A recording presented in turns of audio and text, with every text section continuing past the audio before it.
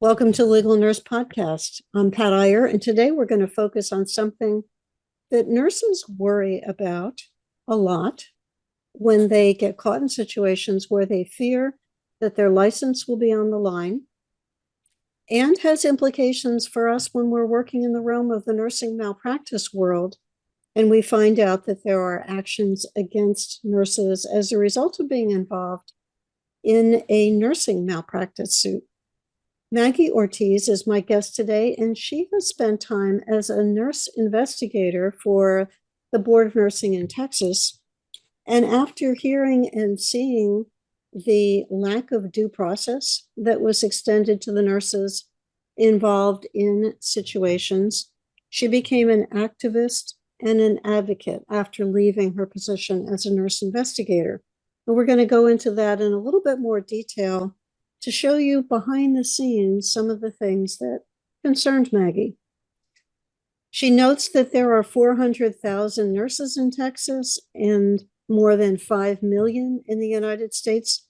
So she saw the need for her services as the CEO of Advocates for Nurses, which helps to advocate for nurses.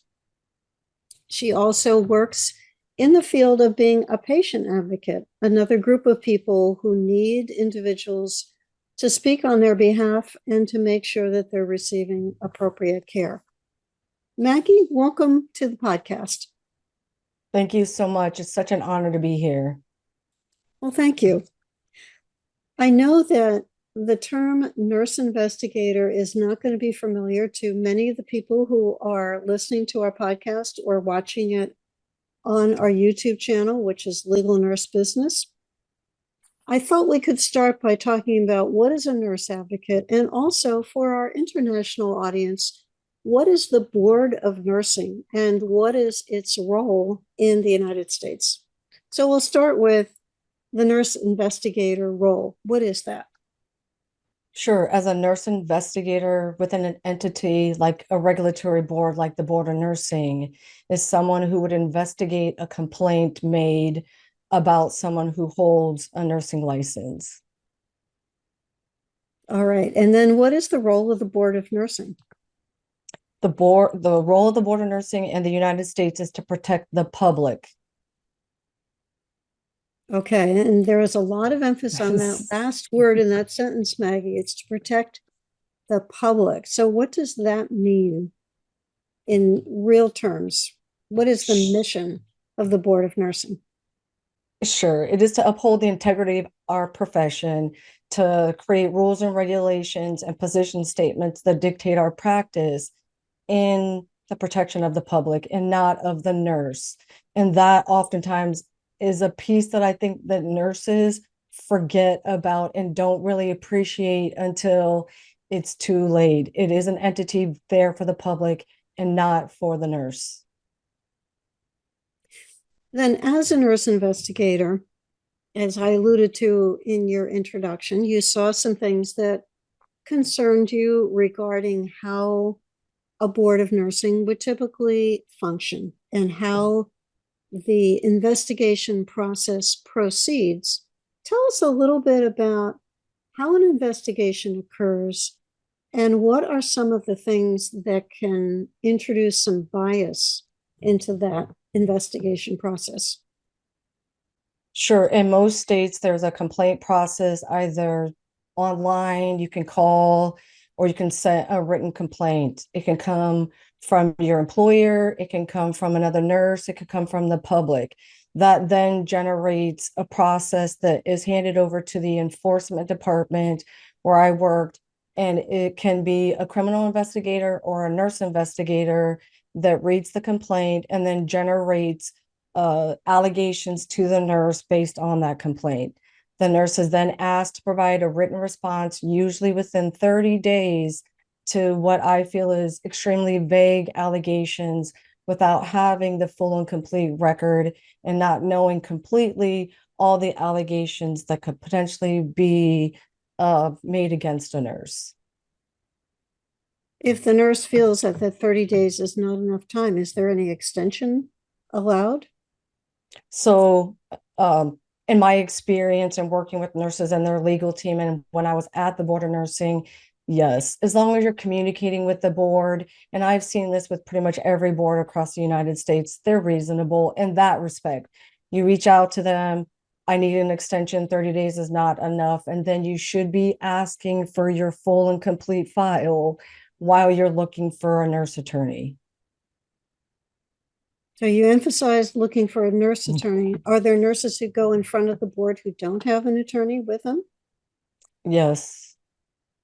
And what can happen then? So they don't understand the process, and the board of nursing is not going to explain that to them. They're not going to extend them those courtesies.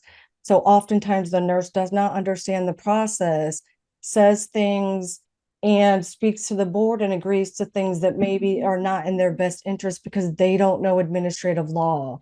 They don't understand that piece of it. We're nurses, we're not lawyers. And so it is a huge disservice to the nurse to not get an attorney involved from the very beginning, from when you receive the allegations, certified mail. And just to clarify for people who don't know, nurses can get their own insurance policy to cover themselves as individuals while being an employee of an institution that may also provide coverage. Their own policy gives them greater rights to have an attorney representing their own interests as opposed to the hospital's interest. And that's one of the questions that I get asked, and I'm sure, Maggie, you've been asked multiple times, is, do I need my own insurance policy? And yes, you do. If you ever have to go before the Board of Nursing, then you have an attorney to protect you and your rights. Yes, and then most nurses don't have thousands of dollars to retain a lawyer, and it can be thousands of dollars, especially if you want to go all the way through to a trial. And like you stated, I do get asked that question a lot, and I do tell nurses, you absolutely need that. If you're named in civil litigation, a medical malpractice case, which you know intimately, and then with the board of nursing, it will afford you representation. Absolutely. So we talked a little bit about your role as a nurse investigator, and one question that I wanted to come back to before we talk about why you left and what you did next is you mentioned that a case could be assigned to a criminal investigator or a nurse investigator. And I'm curious, is there certain criteria as to when a nurse's case goes to a criminal investigator versus a nurse investigator? So I don't know. I can only speak to the board that I was within. And then over the last decade, working with nurses and their legal teams, I don't know that there's any rhyme or reason. When I was at the board, I had 200 to 300 cases in various different stages. Just like with any job, there's never enough of us. That's the board of nursing is not immune to that either. You look up any board, there's probably positions. So I don't know if there's any rationale to that. I was assigned cases for nurse practitioners. I clearly don't hold that credentialing. I did do a criminal case. I clearly don't have that credentialing. The bulk of my cases were RN cases or LPN cases, well within my scope of practice to review. But you touched on one of the concerns that not only I have, but other people have. How is it that a criminal investigator can investigate a practice case if the educational background is nursing? And I asked you a question earlier, and I think we got sidetracked, is how does bias get introduced into the investigation process? Sure. Innately, as humans, we're all biased. We all bring our own unique perspective to that. But aside from that, under administrative law, when you create an entity where they are the prosecutor and a judge, which the entities like the board of nursing are, that in itself can create bias. But I do feel like that can be fixed. We could have an ombudsman. I helped write a bill in my own state to champion that when I came out from the board of nursing because it's something that I believe in. doing bias training, making sure that there are experts involved in every case, having an RN or an NP, just like you and I know are the requirements in civil law, they should also be respected in administrative law. Well, you came out of the Board of Nursing, you just said. What did you do next? So I went back to the cath lab because that's where I felt comfortable. So I went back to critical care, and then I started asking questions. I started with my own representatives. I went to the public health committee. I went to every nurse who held office. I went to every physician who held office. I did not discriminate and keep it to my side of the aisle. And then I started doing Freedom of Information Act, so FOIA, getting information about the Board of Nursing, some of their processes, and letting my representatives know some of the information that I was getting, to include no oversight for the board. I would sit in front of my representatives and tell them there's no oversight, and then be asked, what do you mean? Exactly what I said, sir, ma'am. No, I know, but what do you mean? No one oversees them. Please call the governor's office. I have. Please call the attorney general's office. I have.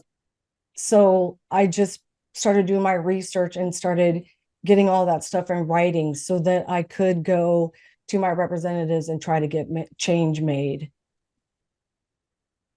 All right. It sounds like this became your mission. You saw the system from the inside, and then you were on the outside looking to make some changes for some of the issues that you detected. Is that a good way of summarizing what happened?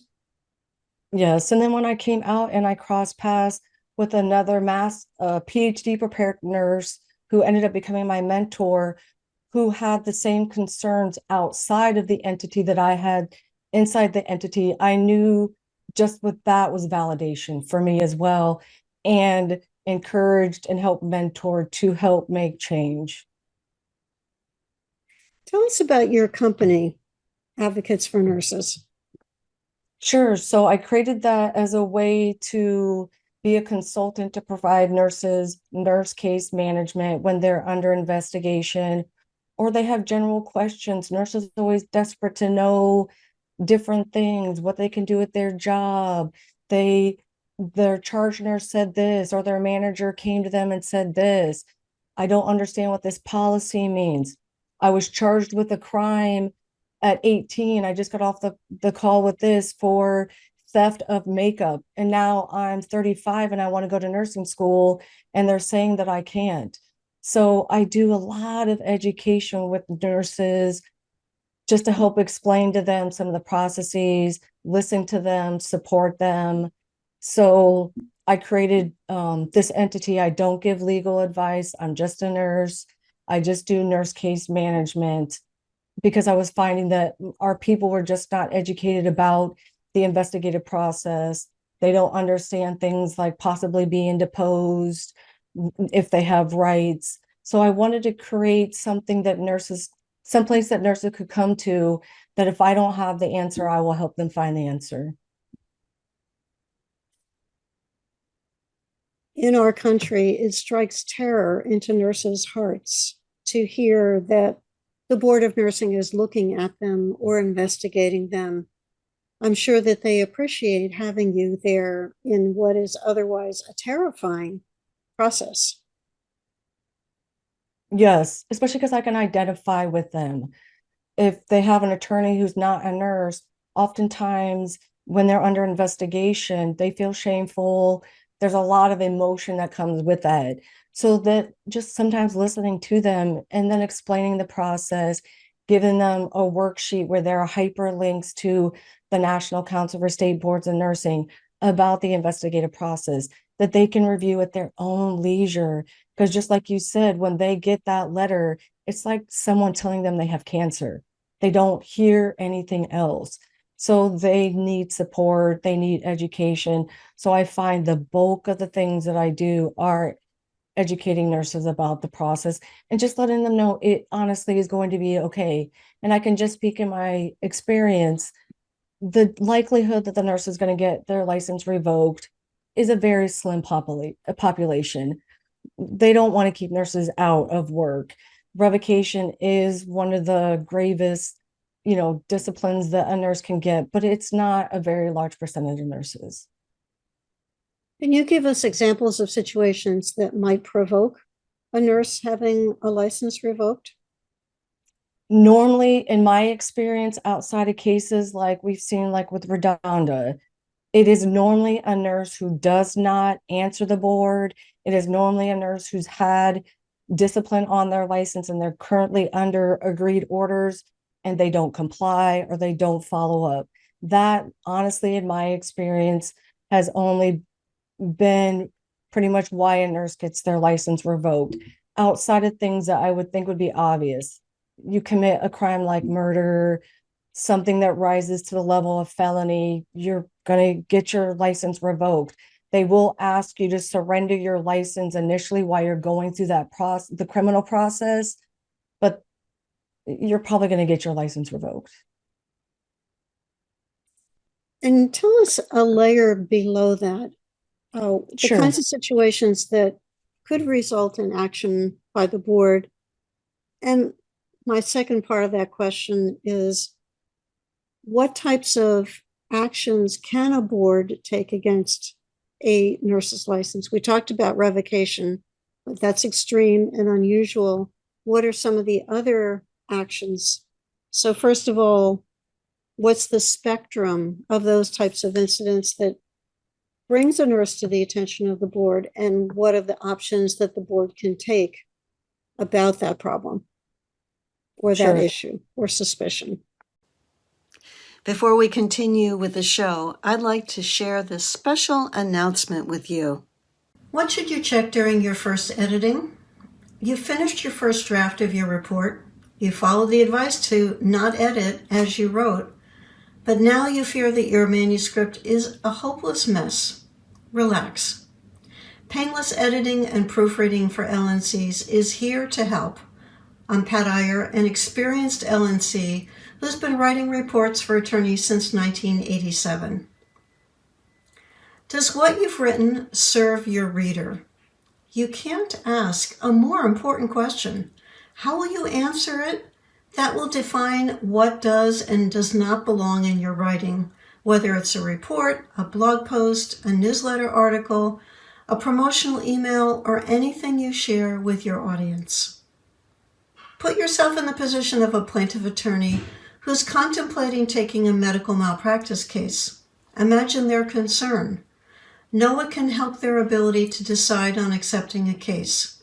Provide the details, strengths, and weaknesses of the case. Offer your recommendations. Demonstrate empathy. You can ask several specific questions that give focus to this primary question.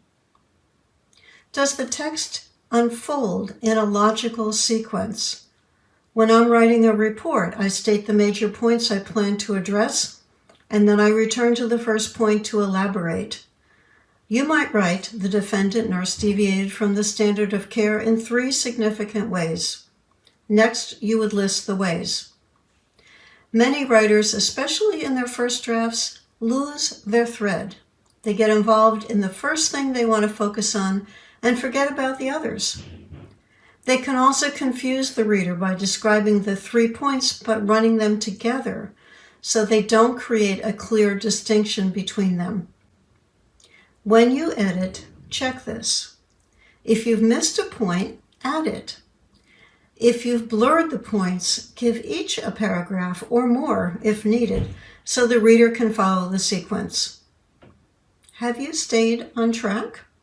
Review the format of your material and make sure it's logical and flows in a consistent way. Want more tips? You'll find many more valuable suggestions in painless editing and proofreading for LNCs.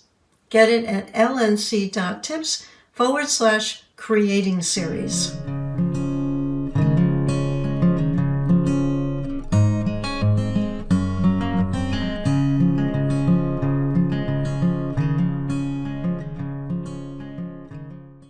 Now let's return to the show. And there it is. There are lots of reasons why, because I told you that anyone can report a nurse. So it could be a patient who says, Sally Smith was verbally abusive to me. the board has an obligation to look at that. So now that's a complaint to the Board of Nursing. Your employer questions that you're altered, they do a random drug test on you, you're positive for cannabis, you're positive for an opioid that you didn't disclose. You are involved in criminal conduct, you get driving under the influence.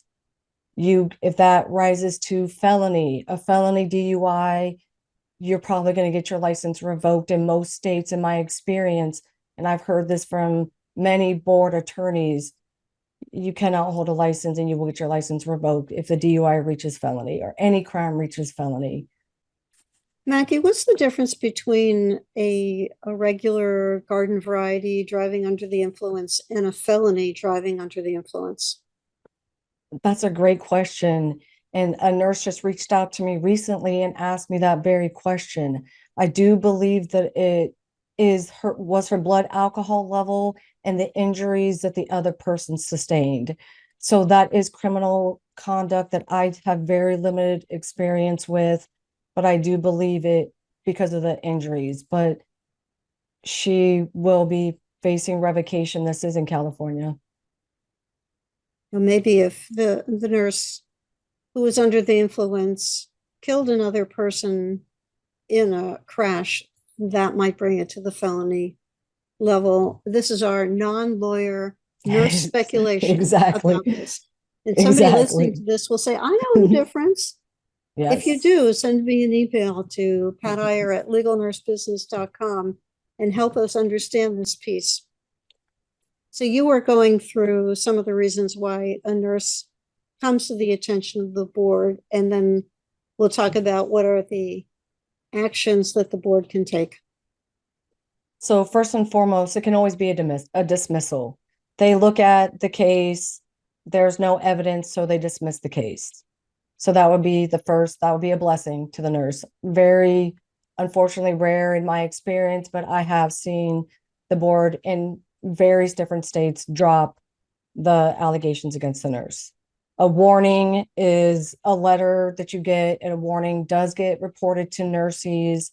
NURSYS, which is a national database where your orders are sent, and can accompany fines. And in my experience, usually has remedial education tied to that as well. You can get a reprimand, which is a more serious warning. It does normally come with fines, remedial education, stipulations. This one does normally remove your compact ability if you do live in a state where you are compact, and it will take you down to a single state to practice, normally for the full length of your discipline. You can get a reprimand, which again, the same things are normally tied to each one subsequently we're going to go on to. You're going to have fines, you're going to have remedial education, you will get removed your compact license. If you live in a compact state, you'll be taken down to a single state with all the different types of discipline. They can limit your license, so you can have limited license restriction. That could be, you have to be supervised, you have to work days, you can't work home health, you can't work hospice. So that could be another type of discipline. When we talked about the DUI, if it did not rise to the level of felony, normally nurses are offered alternative to discipline. And anyone can go to the National Council of State Boards of Nursing. I highly suggest every nurse does. There are videos there that walk through the process. So it's basically diversion for nurses and offered in every state. So they're not punishing you, and it's not optional. Nurses sometimes have this illusion that if you're offered alternative discipline, that the other option is something else. No, it's revocation. So you either do the alternative discipline, which they say you qualify for, or you give up your license. They can suspend your license. That's a more serious discipline. Normally, if this is one of your punishments, they normally stay that. So they suspend you, they stay it, and then that you move into your probationary phase. They can do an enforced suspension where they say, no, I'm going to suspend your license. And that could be 1, 2, 3 years. depending on the conduct. Voluntary surrender, the nurse is asked to voluntarily surrender their license. Normally that's criminal conduct, or it was such gross negligence that the board of nursing is asking you to surrender your license. They're a poor entity. It saves them time, money, and resources if you just investigate it instead of them going through the process of revocation. And then we talked about, revocation. So that raises another question. You mentioned a database, and I know that the Office of the Attorney General, OIG, also has information. Are we talking about two different lists of nurses or a single list of nurses? So there are actually 3 lists of nurses. All right, 3. Oh, so sorry Let's about go that for it. news. So the first one that a nurse will be reported to is nurses, NURSYS. I believe there are all but 3 states that participate, Michigan and California, but I do believe that they're coming on board. So you're reported there, the orders that you sign, so the agreed orders with everything on there gets scanned into that database. From that database communicates with the National Practitioners Database, or the NPDB. That is where you'll see on nurses, under the nurse's name, if they've had discipline, you'll see the NPD code. I just happen to know what negligence is. It's 13.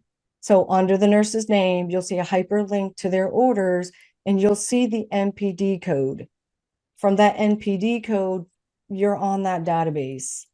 And then that database you can also end up on the Office of Inspector General list, which, if something like the revocation of your license is something that can end you up on that list. Doesn't matter why you had your license revoked, it does get you on the Office of Inspector General list. I don't know anyone who's gotten off this list. I have researched this. There is an application process to get off this list. I know that there have been a couple of people that have tried to get off this list. They get to decide. I say the Office of Inspector General gets to decide whether you come off this list. And can be an entity, an organization, a nurse, a physician. It's not just nurses. It's entities that receive government money, CMS. So it basically means that you'll never work in any profession ever again. In any profession or within nursing? Any profession. Because you're going to be on a list. So one of the nurses that I've worked with was in California. She was in law school. She did stand in front of the Board of Nursing defending herself.